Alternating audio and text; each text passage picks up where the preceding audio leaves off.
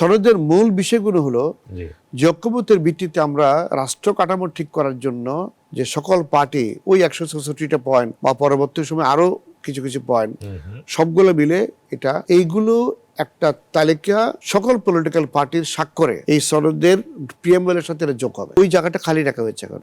এটা নিয়ে ড্রাফটিং রিড্রাফটিংটা চলছে। ঐক্যমত্য কমিশনে যে আমরা বসলাম, আমাদের পার্টির প্রতিনিধিরা বসলো, আমি কয়েকটার মধ্যে বসছি, তা আলোচনা করতে করতে আপনি জানেন একটা পর্যায়ে যখন আসে তখন ভাষাগত কিছু বিষয় থাকে যে কেউ বলছে এটা এভাবে না লিখে এইভাবে লিখতে ভালো হবে, কেউ বলছে এই শব্দটা এইভাবে না হয়ে ওভাবে হলে ভালো হবে। এখন ওই প্রক্রিয়ার মধ্যে আছে, কিন্তু মোটা দাগে সকল বিষয়গুলোর মধ্যে একটা ঐক্যমত মোটামুটি ভাবে প্রতিষ্ঠিত হয়ে গেছে। এখন শেষ পর্যায়ে এই কারেকশন গুলো হয়ে গেলে আমরা আশা করছি কমপ্লিট ডকুমেন্টটা সকল পলিটিক্যাল পার্টির কাছে আসবে, তারা এটা দেখবে, দেখার পরে যদি এখানে কোনো ধরনের তারা কোনো একটা কারেকশন বা ইনপুট তারা দিতে চায় বা কেউ এটা বাদ দিতে চায়, সেটা সর্বাধিক আলোচনা করে আগামী কয়েকদিনের মধ্যেই আমরা আশা করি জুলাই মাসে জুলাই সনদটা প্রকাশিত হচ্ছে।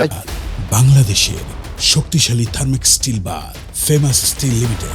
আমরা যে 36শে জুলাইয়ের কথা বলছি, 5 তারিখ পর্যন্ত 36 জুলাই আশা করছি 5 তারিখেই যেহেতু শেখ হাসিনা দেশ ছেড়ে পালিয়েছে, আমাদেরকে উনি এক ধরনের আমাদেরকে মুক্তি দিলেন।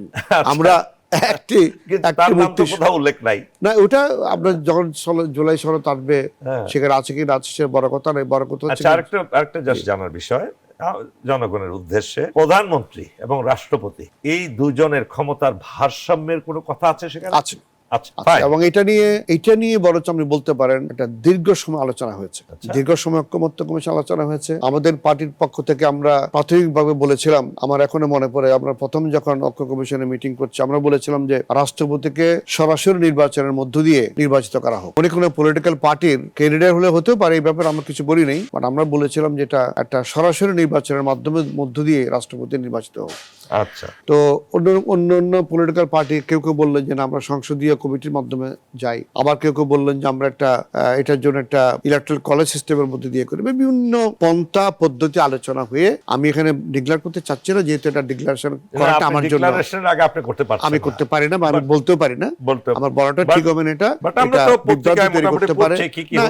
আপনারা দেখবেন, দেশের জনগণের দেখবেন, এটা আমাদেরকে ওয়েট করতে হবে, যেহেতু মাননীয় আমাদের প্রধান উপদেষ্টার নেতৃত্বে ঐক্য কমিশন এটা নিয়ে কাজ করছে। আমরা আশা করছি তার মুখ থেকেই বিষয়টা আসুক। তবে হ্যাঁ, আপনার প্রশ্নের জবাবে এতটুকুই বলতে পারি যে রাষ্ট্রপতি এবং প্রধানমন্ত্রীর ক্ষমতার ভারসাম্য নিয়ে দীর্ঘ আলোচনা করা হয়েছে এবং দেশের জনগণ যেভাবে চাচ্ছিল মোটামুটি ভাবে বলতে পারি যে তাদের আকাঙ্ক্ষা পূরণ হবে বলে আমি বিশ্বাস করি।